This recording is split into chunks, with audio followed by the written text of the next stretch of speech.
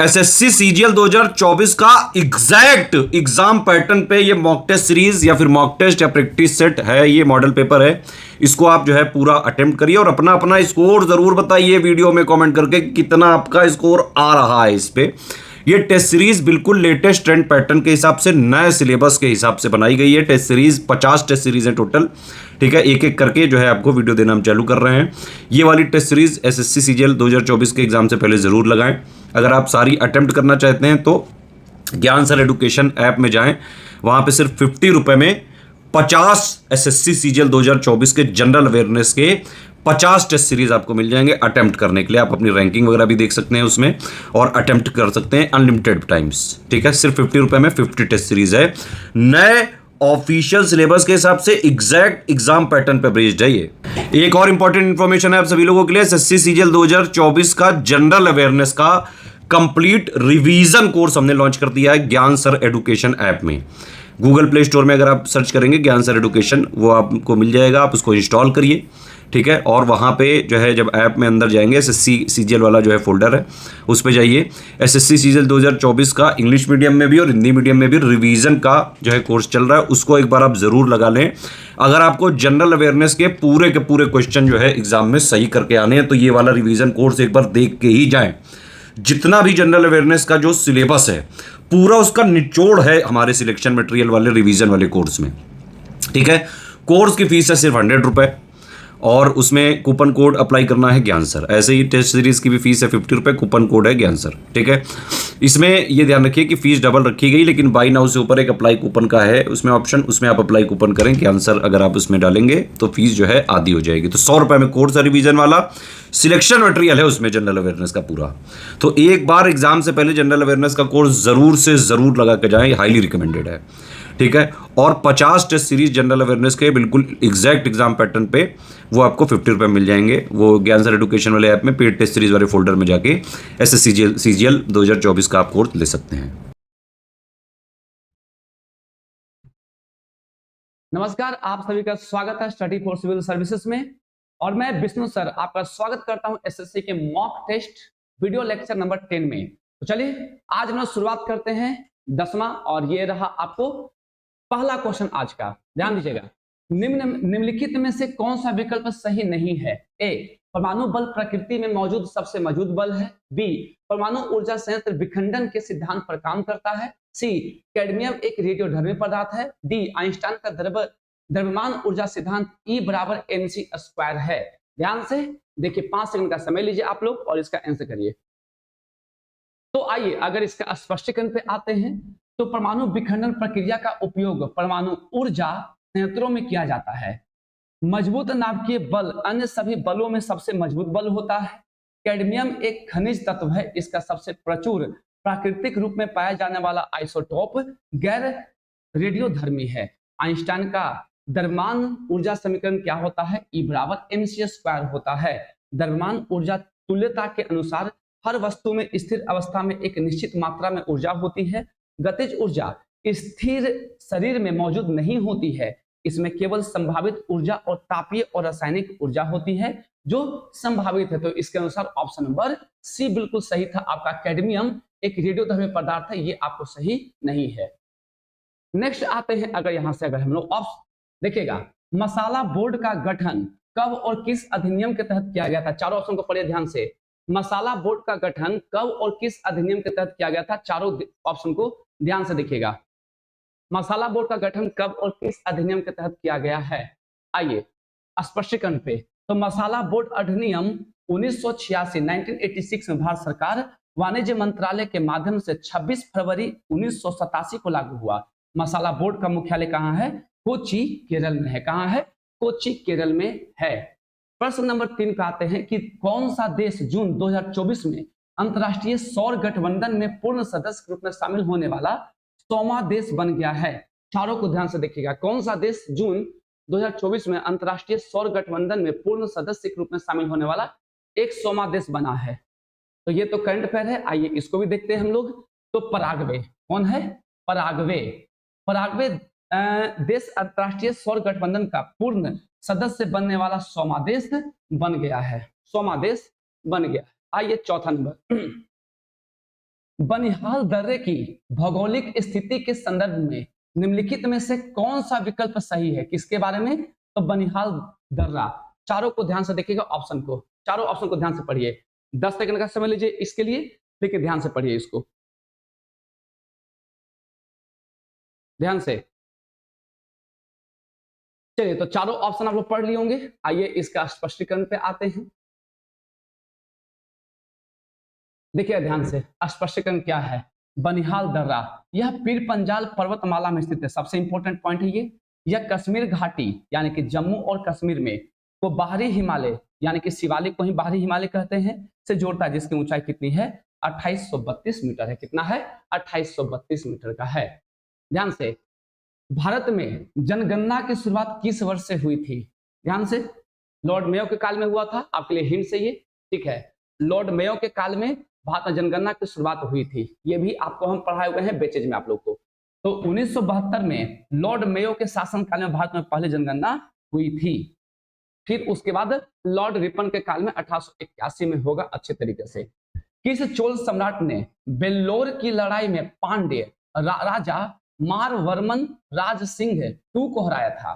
ध्यान से चारों ऑप्शन को पढ़िए। किस चोल सम्राट ने वेल्लोर की लड़ाई में पांड्य राजा मारवर्मन राज सिंह द्वितीय को हराया था? चारों ऑप्शन को ध्यान से देखना है।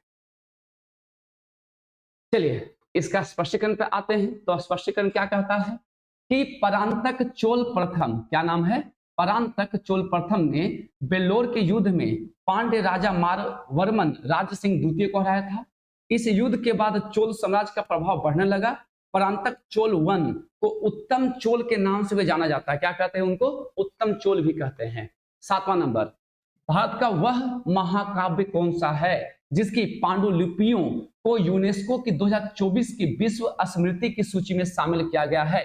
चारों ऑप्शन को ध्यान से देखिएगा, चारों ऑप्शन को ध्यान से देखिए, ठीक है।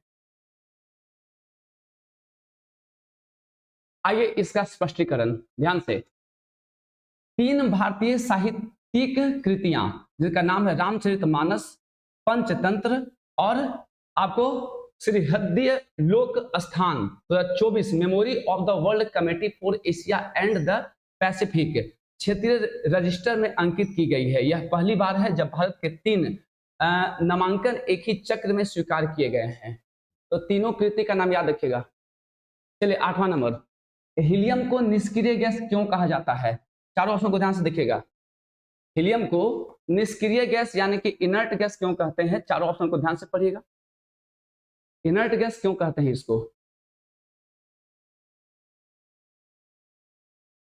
तो ये तो काफी आसान प्रश्न हो गया। निष्क्रिय का मतलब ही समझ गए होंगे आप लोग कि उत्कृष्ट गैस से आवर्त सारणी के 18वें समूह से संबंधित है। इनमें helium, neon, argon, krypton, xenon, radon शामिल हैं। उन्हें उत्कृष्ट गैस या निष्क्रिय गैस इसलिए कहा जाता है क्योंकि ये यौगिक बनाने के लिए अन्य तत्वों के साथ प्रतिक्रिया नहीं करती है।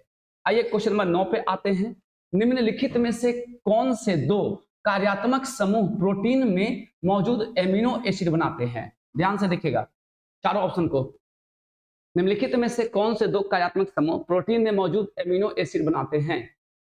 यानी कि कौन सा ऐसा फंक्शनल ग्रुप है जो एमिनो एसिड बनाता है जो कि प्रोटीन में पाया जाता है? आइए स्पष्टीकरण देख लेते हैं इसका हम लोग। तो एमिनो एसिड प्रोटीन के निर्माण खंड है। Amino acid carbon, hydrogen, nitrogen, oxygen और कुछ मामलों में सल्फर से बने छोटे अणु होते हैं। प्रत्येक एमिनो एसिड में एक हाइड्रोजन परमाणु, मुक्त कार्बोक्सिलिक समूह COOH होता है, मुक्त एमिनो समूह NH2 भी होता है। 10 नंबर, किस भारतीय नृत्य में कहानी पूरी तरह से हाथों की हरकतों, चेहरे के भाव और शरीर की हरकतों के साथ साथ मृदंगम संगीत वाद्य यंत्र के उपयोग के माध्यम से बताई जाती है? यह भी आप लोग को पढ़ाए थे जब स्टैटिक जीके आप लोग को पढ़ाया गया है। ध्यान से बताइएगा क्या होगा इसका आंसर। तो आइए इसका स्पष्टीकरण पे आते हैं। तो स्पष्टीकरण क्या कहता है कि भारतनाट्यम एक दक्षिण भारतीय नृत्य शैली है जो कहानियों को कहने के साधन के रूप में लयबद्ध है। पैरों के काम, अमूर्त शारीरिक गति, हाथों के हाव भाव और चेहरे के भाव को से परिपूर्ण है। इसमें मृदंगम वाद्य का प्रयोग किया जाता है।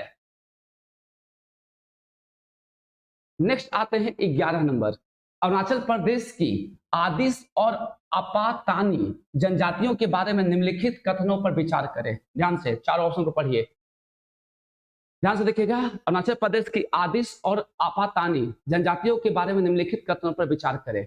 आइए देखते हैं स्पष्टीकरण। देखिएगा, दोनों ही कथन सही है। मतलब आदिस जनजाति एक लोकतांत्रिक और संगठित आदिवासी समुदाय है। इस जनजाति की महिलाएं अपने बेहतरीन बुनाई कौशल के लिए जानी जाती है। आपातानी जनजाति एक अच्छी कृषक है। वे गीली और सीढ़ीदार खेती दोनों में अच्छे होते हैं। ध्यान से देखना है इसको। नेक्स्ट आते हैं क्वेश्चन नंबर 12। कह रहा है कि हाल ही में कौन सा राज्य सड़क दुर्घटना में मृत्यु होने पर अपने कर्मचारियों को 1 करोड़ रुपए की बीमा मुआवजा देने वाला देश का पहला राज्य बन गया। चारों ऑप्शन को ध्यान से देखिएगा, चारों को ध्यान से देखिएगा। 1 करोड़ रुपए का बीमा मुआवजा देने वाला देश का प्रथम राज्य बन गया है, तो वो है आपका कर्नाटक राज्य। कर्नाटक राज्य देश का पहला राज्य बन गया है जिसने सड़क दुर्घटनाओं में मरने वालों अपने कर्मचारियों के लिए 1 करोड़ रुपए का बीमा मुआवजा देने की घोषणा की है। नेक्स्ट आता है क्वेश्चन नंबर 13 पर। ध्यान दीजिएगा, टीबी रोग उपचार में निम्नलिखित में से कौन सी दवा का उपयोग किया जाता है। ध्यान से, टीबी रोग के उपचार में निम्नलिखित में से कौन सी दवा का उपयोग किया जाता है। चारों ऑप्शन को ध्यान से देखिएगा। ड्रग से भी क्वेश्चन पूछता है, ड्रग चैप्टर से भी, ध्यान दीजिएगा। तो स्ट्रेप्टोमाइसिन एक एंटीबायोटिक दवा है जिसका उपयोग देखिए जीवाणु संक्रमणों के इलाज के लिए किया जाता है, जिसमें तपेदिक यानी कि TB, mycobacterium avium complex, endocarditis,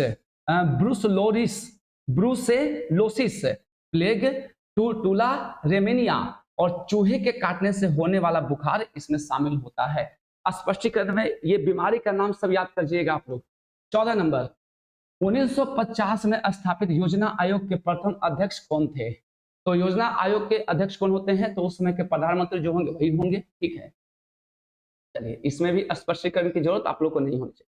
तो देख लीजिए कि योजना आयोग की स्थापना मार्च 1950 में भारत सरकार के एक प्रस्ताव के द्वारा की गई थी। जवाहरलाल नेहरू योजना आयोग के पहले अध्यक्ष थे और पहली पंचवर्षीय योजना 1951 से शुरू की गई थी। कब से? 1951 से। आइए 15 नंबर, ओलंपिक ध्वज 5 ओलंपिक रिंग दुनिया के 5 महाद्वीपों का प्रतिनिधित्व करते हैं। निम्नलिखित में से कौन सा महाद्वीप ओलंपिक रिंग द्वारा दर्शाया नहीं गया है। देखिए ध्यान से, तो ये तो काफी आसान क्वेश्चन हो गया। जो बड़े बड़े महादेश है उन्हीं को लिया गया है इसमें। तो ओलंपिक ध्वज की पृष्ठभूमि कैसी होती है? सफेद होती है और बीच में 5 परस्पर जुड़े हुए रिंग्स होते हैं। 5 परस्पर जुड़े हुए रिंग नीले, पीले, काले, हरे और लाल रंग के होते हैं। 5 रिंग दुनिया के 5 महाद्वीपों का प्रतिनिधित्व करते हैं, जिसमें यूरोप, एशिया, अफ्रीका, अमेरिका और ओशनिया आता है। नेक्स्ट आता है क्वेश्चन नंबर 16 पर। नई दिल्ली के अरुण जेटली स्टेडियम में आयोजित इंडिया वीमेंस प्रीमियर लीग 2024 का फाइनल मैच जीतकर कौन सी टीम 2024 की विजेता बन गई है? तो ये भी जानते हैं कि इसमें जीतने वाली कौन है, तो आरसीबी, यानी कि आरसीबी महिला टीम ने नई दिल्ली के अरुण जेटली स्टेडियम में दिल्ली कैपिटल्स को 8 विकेट से हरा करके आईपीएल 2024 का खिताब अपने नाम कर लिया है। आइए 17वां नंबर आते हैं कि विष्णु नारायण भातखंडे के अनुसार हिंदुस्तानी शास्त्रीय संगीत में रागों को ठाटों में वर्गीकृत करने के लिए एक निश्चित संख्या में ठाटों की आवश्यकता होती है। ठाटों की संख्या के संबंध में निम्नलिखित में से कौन सी संख्या सही है? बताइएगा ध्यान से, चारों ऑप्शन को ध्यान से देखिएगा आप लोग और इसका आंसर करने की कोशिश करिए आप सभी लोग। तो आइए इसका देखते हैं स्पष्टीकरण अब हम लोग। तो विष्णु नारायण भातखंडे ने रागों को 10 ठाटों में वर्गीकृत किया, जो कि हिंदुस्तानी शास्त्रीय संगीत में रागों का आधार बनाते हैं। यह प्रणाली रागों के वर्गीकरण और समझने में मदद करती है। आइए 18 नंबर, तो 52 बिट्स किसके बराबर होते हैं? चारों ऑप्शन ध्यान से देखिएगा। 52 बिट्स किसके बराबर होते हैं? ध्यान से। आइए इसका स्पष्टीकरण पे आते हैं अगर हम लोग, तो एक निब्बल जो होता है 4 बिट्स के बराबर होता है, इसलिए 13 निब्बल होगा इसका आंसर। 13 चौके 52। 19 नंबर, निम्नलिखित में से किस फसल का वानस्पतिक नाम ग्लाइसिन मैक्स है? ग्लाइसिन मैक्स है। निम्नलिखित में से किस फसल का वानस्पतिक नाम क्या है? लाइसिन मैक्स है। चारों ऑप्शन को ध्यान से पढ़िएगा, चारों को ध्यान से देखिए आप लोग। तो अगर चारों को ध्यान से अगर हम लोग देखते हैं तो इसमें आ जाएगा आपको कि सोयाबीन का वानस्पतिक नाम होता है ग्लाइसिन मैक्स होता है, मूंग दाल का नाम होता है विग्रा रेडिएटा होता है, अलसी का नाम होता है लाइनम यूसीटेटी सीमम, और चने का नाम होता है सीसर एरी एटिनम। आइए क्वेश्चन नंबर 20 पे आते हैं। प्रत्येक वर्ष 8 मार्च को कौन सा दिवस मनाया जाता है? काफी आसान प्रश्न है। तो 8 मार्च को आप जानते हैं अंतर्राष्ट्रीय महिला दिवस होता है। क्या होता है? अंतर्राष्ट्रीय महिला दिवस होता है। ध्यान से 21 नंबर, 1919 में जालियांवाला बाग हत्याकांड में अपनी क्रूरता के लिए मुख्य कुख्यात किस ब्रिटिश सैन्य अधिकारी को अमृतसर का कसाई के नाम से जाना जाता है? बताइए, चारों ऑप्शन देखिए। किसको हम लोग क्या कहते हैं? अमृतसर का कसाई के नाम से जानते हैं। तो वही जो गोली चलाने का आदेश दिए थे, नाम क्या था उनका? आप जानते हैं कि कर्नल रेजिनाल्ड डायर। वो जालियांवाला बाग नरसंहार में क्रूर दमन के कारण अमृतसर का कसाई के रूप में जाना जाता है, जहां उसने हजारों निहत्थे भारतीय नागरिकों की हत्या का आदेश दे दिया था। आइए क्वेश्चन नंबर 22 पे आते हैं। तो निम्नलिखित में से कौन सी जलोढ़ मिट्टी की विशेषता नहीं है? चारों को ध्यान से देखिएगा, चारों ऑप्शन को ध्यान से। निम्नलिखित में से कौन सी जलोढ़ मिट्टी की विशेषता नहीं है? जलोढ़ मिट्टी की विशेषता नहीं है। आइए ध्यान से देखते हैं। तो जलोढ़ मिट्टी भारत में सबसे ज्यादा यानी कि लगभग 43% अप्रोक्स पाई जाती है। इस मिट्टी में ह्यूमस, चूना, कार्बनिक पदार्थ मौजूद होते हैं और यह अत्यधिक कैसा होता है? उपजाऊ होता है। जलोढ़ मिट्टी आमतौर पर अच्छी जल धारण क्षमता की होती है। नई जलोढ़ मिट्टी को खादर कहते हैं, पुरानी को भांगर कहते हैं। इस मिट्टी में मुख्य रूप से गेहूं, चावल, मक्का, गन्ना, दालें, तिलहन आदि की खेती की जाती है। ध्यान से आइए क्वेश्चन नंबर 23 पे आते हैं। भारतीय संविधान के 73वें संविधान संशोधन द्वारा जोड़ी गई 11वीं अनुसूची का क्या महत्व है? ध्यान से देखिएगा, 11वीं अनुसूची का क्या महत्व है? तो आप जानते हैं कि जो 11वीं अनुसूची है उसमें पंचायती राज को जोड़ा गया था 73वें संविधान संशोधन के द्वारा। आइए इसका स्पष्टीकरण देख लेते हैं। तो पंचायतों के कर्तव्य को, अधिकार और शक्तियों को रेखांकित करने वाले प्रावधान 11वीं अनुसूची में पाए जाते हैं। 1992 के 73वें संविधान संशोधन अधिनियम द्वारा इस अनुसूची को जोड़ा गया था। इसमें कुल 29 विषय हैं। कुल कितने विषय? 29 विषय हैं। 24वां नंबर, निम्नलिखित में से कौन सा देश अमेरिकी डॉलर को अपनी आधिकारिक मुद्रा के रूप में उपयोग करता है? चारों ऑप्शन को ध्यान से देखिएगा। निम्नलिखित में से कौन सा देश अमेरिकी डॉलर को अपनी आधिकारिक मुद्रा के रूप में उपयोग करता है? चारों ऑप्शन को ध्यान से देखना है। आइए इसका स्पष्टीकरण पे आते हैं। तो आप जानते हैं कि चिली का मुद्रा क्या है? पेसो है।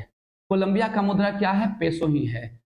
कोमोरोस का मुद्रा फ्रैंक है। जिम्बाब्वे का क्या होता है? अमेरिकी डॉलर होता। तो आंसर क्या हो जाएगा? जिम्बाब्वे हो जाएगा। आखिरी प्रश्न, दिल्ली सल्तनत का पहला राजवंश कौन सा था? दिल्ली सल्तनत का पहला राजवंश कौन सा था? आप लोग जानते हैं, इसमें आसान प्रश्न है ये, ठीक है। तो मामलुक वंश, जिसको गुलाम वंश भी कहा जाता था, यही था आपको। तो मामलुक वंश जिसे गुलाम वंश के नाम से जाना जाता था, दिल्ली सल्तनत का पहला राजवंश था, जिसकी स्थापना कुतुबुद्दीन ऐबक ने की थी। किसने? कुतुबुद्दीन ऐबक ने की थी। तो चलिए ये आपको वीडियो लेक्चर समाप्त होता है। मिलेंगे किसी और सेगमेंट में, तब तक के लिए आप सभी को जय हिंद।